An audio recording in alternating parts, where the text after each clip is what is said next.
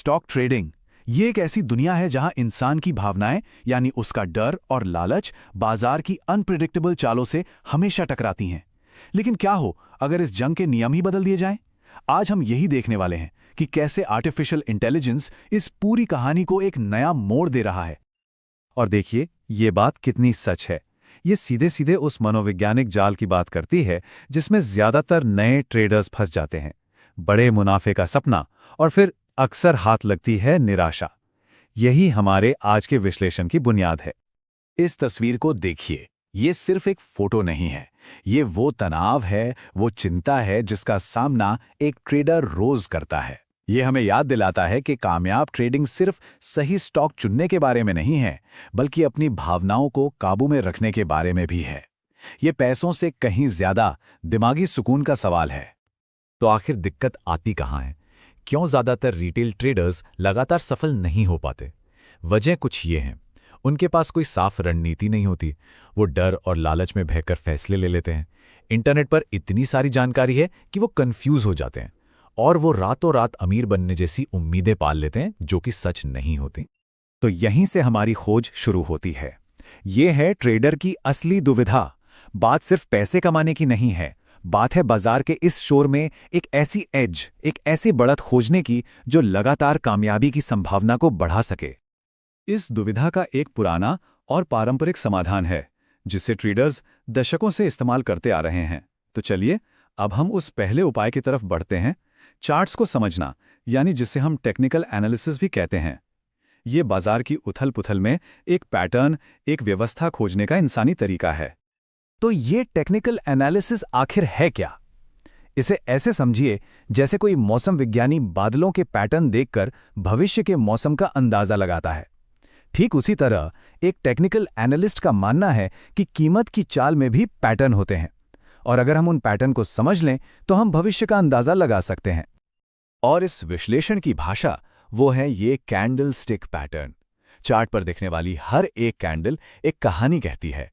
ये एक तय समय में खरीदारों और बेचने वालों के बीच की लड़ाई का एक स्नैपशॉट है। ये हमें बताती है कि उस पल कौन जीत रहा था। जैसे यहां देखिए, ये हैं हैमर और एंगल्फिंग पैटर्न।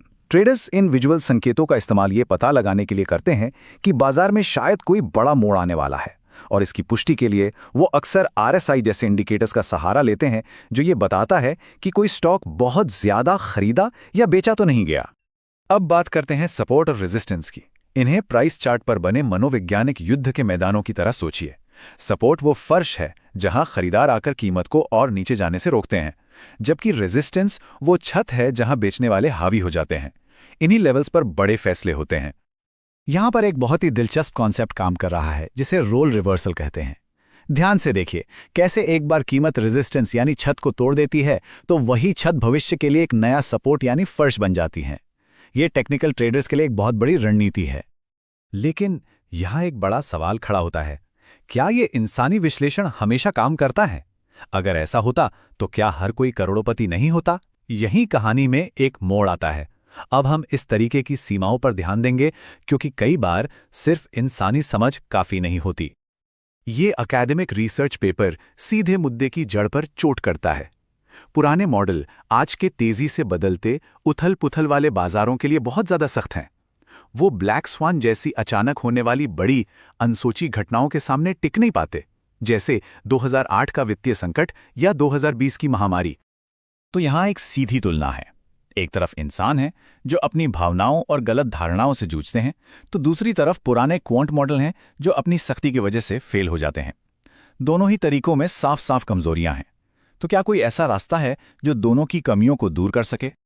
और यहीं से इस रिसर्च पेपर का सबसे रोमांचक सवाल सामने आता है। क्या हम एक ऐसा इंटेलिजेंट एजेंट बना सकते हैं जो एक अनुभवी निवेश गुरु की तरह काम करे, जो तर्क के आधार पर फैसले ले लेकिन बिना इंसानी भावनाओं और गलतियों के? और इसी सवाल का जवाब हमें हमारी कहानी के अगले अध्याय की तरफ ले जाता है। एक AI पावर्ड समाधान जिसे पिछली सभी सीमाओं को पार करने के लिए ही डिजाइन किया गया है।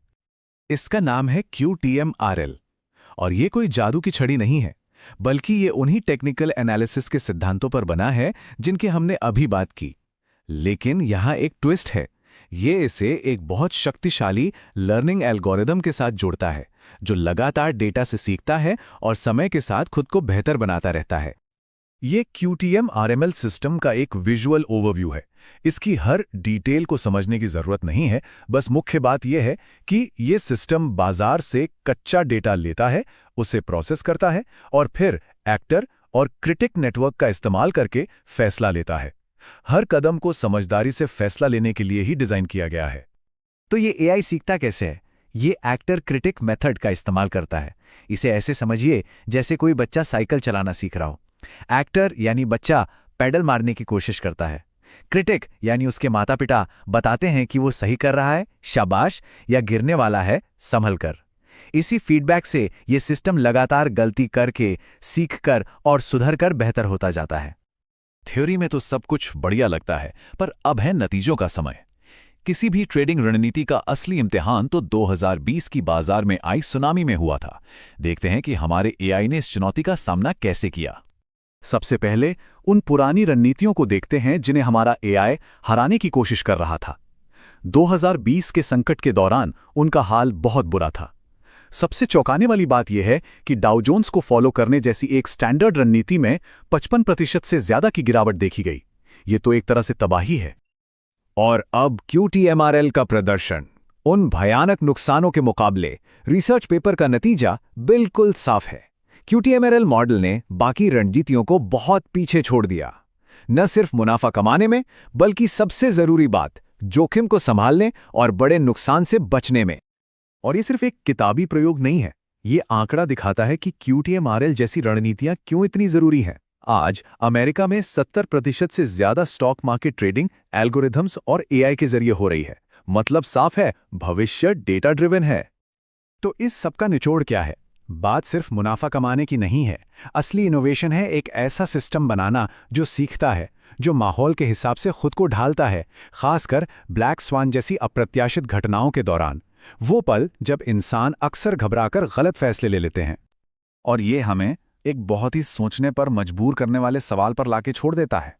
अगर मशीनें विश्लेषण और ट्रेडिंग करने में लगातार बेहतर होती जा रही हैं, तो फिर वित्त की इस नई दुनिया में एक इंसान, एक ट्रेडर का क्या काम होगा? ये एक ऐसा सवाल है जो आने वाले सालों में न सिर्फ बाजारों को, बल्कि हमारे काम करने के तरीके को भी पूरी तरह से बदल सकता है।